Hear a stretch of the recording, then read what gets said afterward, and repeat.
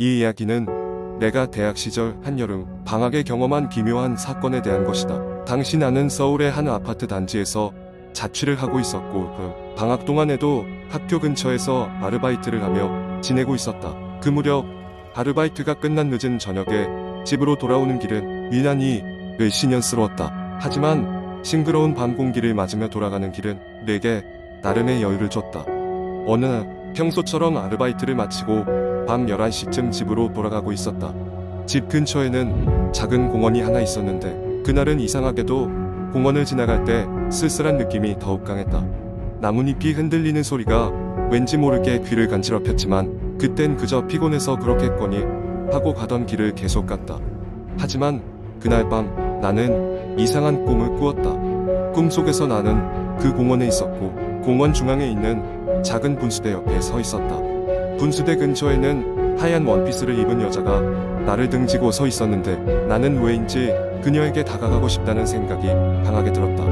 가까이 다가가자 그녀는 느리게 몸을 돌렸고 그 순간 나는 깜짝 놀랐겠다. 꿈에서 본 그녀의 얼굴이 이상할 정도로 흐릿하고 알아볼 수가 없었던 것이다. 다음 날 나는 꿈이 너무 생생해서 하루 종일 기분이 찜찜했다. 아르바이트를 하면서도 그 꿈의 장면이 머릿속에서 떠나질 않았다. 특히 그녀의 흐릿한 얼굴이 머릿속에서 지워지지 않았다. 그날도 늦게까지 일을 하고 집으로 돌아가는 길 나는 다시 공원을 지나가게 되었는데 이번에는 뭔가 설명할 수 없는 차가운 기운이 느껴졌다. 공원을 지나는 내내 등 뒤에서 누군가 나를 지켜보는 듯한 느낌에 시달렸다. 며칠 후 나는 그 기묘한 꿈을 까맣게 잊어버린 듯 일상으로 돌아왔지만 이상한 일은 계속해서 일어났다.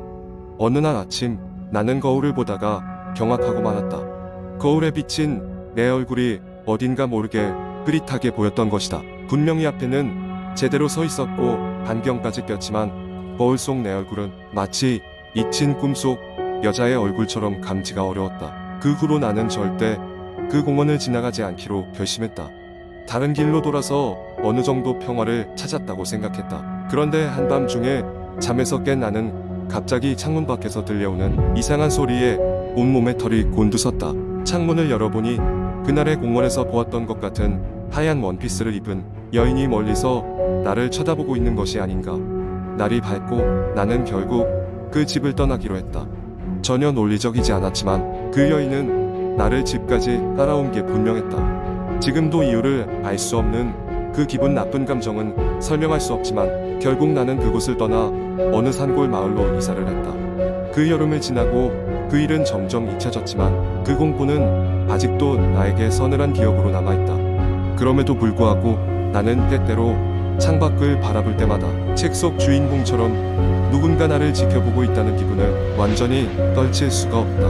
나의 이야기는 지금은 끝이 났지만 언제 다시 그 흐릿한 얼굴을 마주치게 될지 모르기 때문이다. 두 번째 이야기. 여름이 막바지에 접어들고 밤 공기가 서늘해질 무렵 도시에 살고 있던 준호는 오랜만에 친구들과 함께 여행을 떠나기로 했다. 그들은 평소에 스릴을 즐기는 편이었어 이번에는 무섭기로 소문난 한적한 시골 마을에 폐가를 탐험해 보기로 했다. 도착한 마을은 평화로워 보였지만 어디서나 들리는 매미 소리와 퀴퀴한 흙냄새가 그들에게 묘한 긴장감을 안겼다. 마을 어귀에서 만난 할머니는 그들에게 조심하라는 말과 함께 그 폐가는 저주받은 곳이라는 알 수 없는 경고를 남겼다. 친구들은 대수롭지 않게 생각했지만 그렇게 직접 경고를 들으니 묘하게 긴장되기 시작했다. 폐가는 마을 외곽에 위치해 있었는데 집으로 가는 길은 잡초가 무성하고 오래된 돌담이 여기저기 무너져 있었다. 긴장감 속에 폐가에 도착한 그들은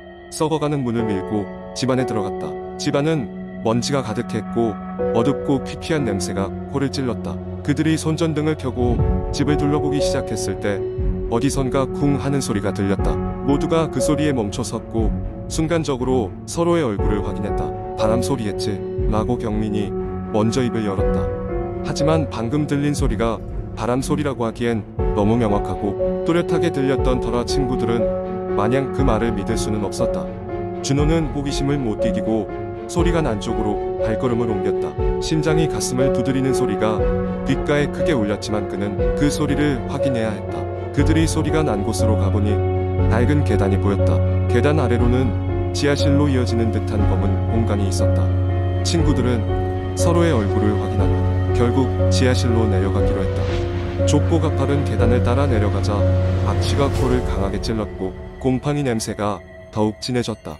지하실 바닥은 물기가 있었고 여러 가지 오래된 물건들이 여기저기 흩어져 있었다.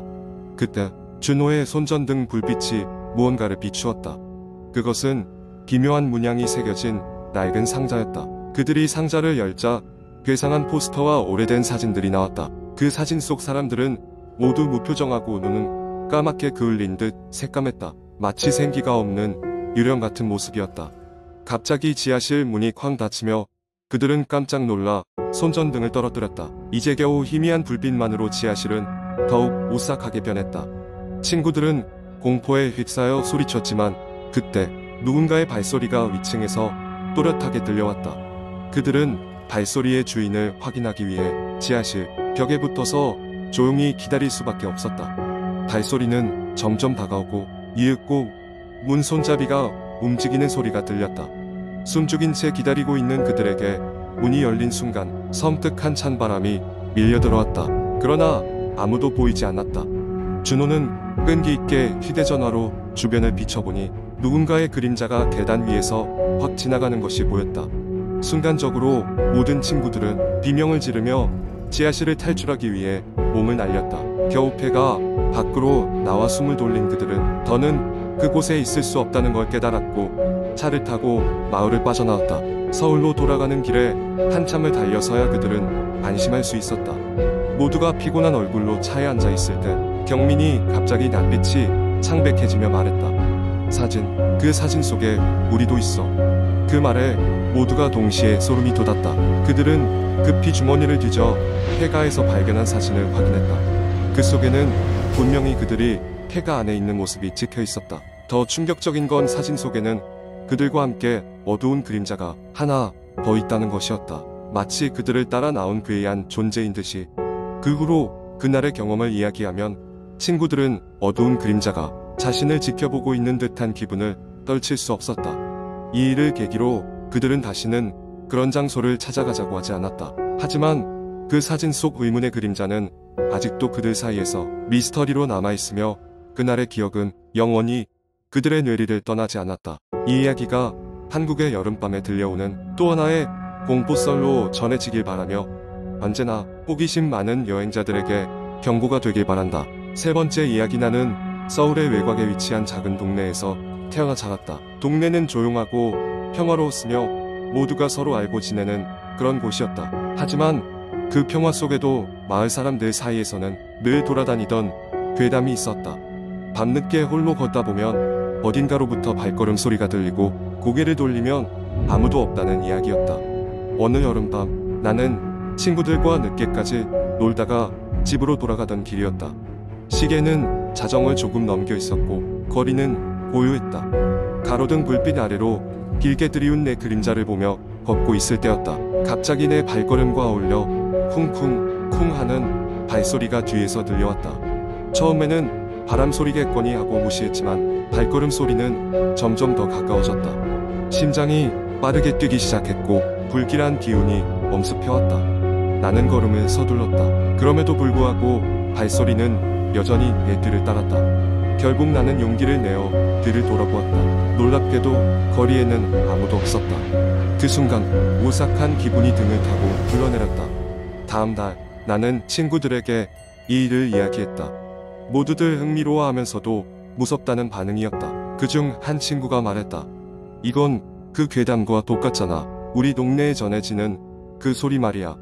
우리는 이 괴담을 추적하기로 했다. 과거에 그 소리를 들었다고 하는 사람들을 인터뷰하고 그들의 경험담을 모았다. 많은 사람들은 그 소리를 무시하려 했지만 결국 속도를 늦추어 뒤를 돌아보면 아무도 없었다고 했다. 이상하게도 이 경험은 특정한 지역, 즉 오래된 폐교 근처에서 자주 일어나곤 했다. 그리하여 우리는 폐교로 모험을 떠나기로 했다. 밤이 오기를 기다린 뒤 술래잡기 하듯 서로를 격려하며 폐교로 향했다. 시간은 자정을 향하고 있었고 공기는 한층 더 차가워졌다. 폐교에 도착했을 때 우리는 저마다 손전등을 켜고 주위를 비추며 내부를 조사하기 시작했다. 시간이 조금 흐르자 다시 그 발걸음 소리가 들려왔다. 쿵, 쿵. 나와 친구들은 공포에 질려 얼어붙었다. 소리는 점점 더 가까워졌다. 우리는 조심스럽게 그 소리가 나는 쪽으로 다가갔다. 갑자기 소리가 멈췄다. 폐교의 어둠 속에서 무언가가 움직였다. 우리는 움찔하며 손전등을 그쪽으로 비췄다. 그리고 그 순간 우리는 폐교의 복도 끝에서 희미하게 윤곽이 드러난 형상을 보았다. 검은 실루엣이 우리의 시선을 꿰뚫어 보는 듯했다. 얼어붙은 우리는 그 자리에 멈춰설 수밖에 없었다. 잠시 후 그 형상은 움직이기 시작했다. 발소리는 다시 울리기 시작했다. 우리는 공포에 질려 비명을 지르며 밖으로 뛰쳐나갔다. 밖에 도착했을 때 우리는 숨을 헐떡이며 서로를 확인했다. 누구 하나 다친 사람은 없었지만 모두 두려움에 쌓여 있었다. 조금 정신을 차린 후 우리는 서둘러 그 자리를 피했다. 그날 밤 이후로 우리는 다시는 그 폐교에 가지 않기로 약속했다. 그리고 그 밤의 경험은 언제까지나 우리 머릿속에 생생히 남아있었다. 이후로도 그 괴담은 사라지지 않았고 여전히 누군가가 밤길을 걸을 때면 그 발걸음 소리가 들려온다는 이야기가 전해지고 있다. 마치 그곳에 걸리는 모든 이들을 찾아오는 어떤 존재처럼 그날 이후로 나는 밤길을 걸을 때마다 그 기억이 떠오르곤 한다. 우리는 과연 그날 무엇을 보았던 것일까? 그 형상은 누구였던 걸까? 답을 찾지 못한 채 괴담은 여전히 그 동네에 머물며 새로운 희생자를 기다리고 있다.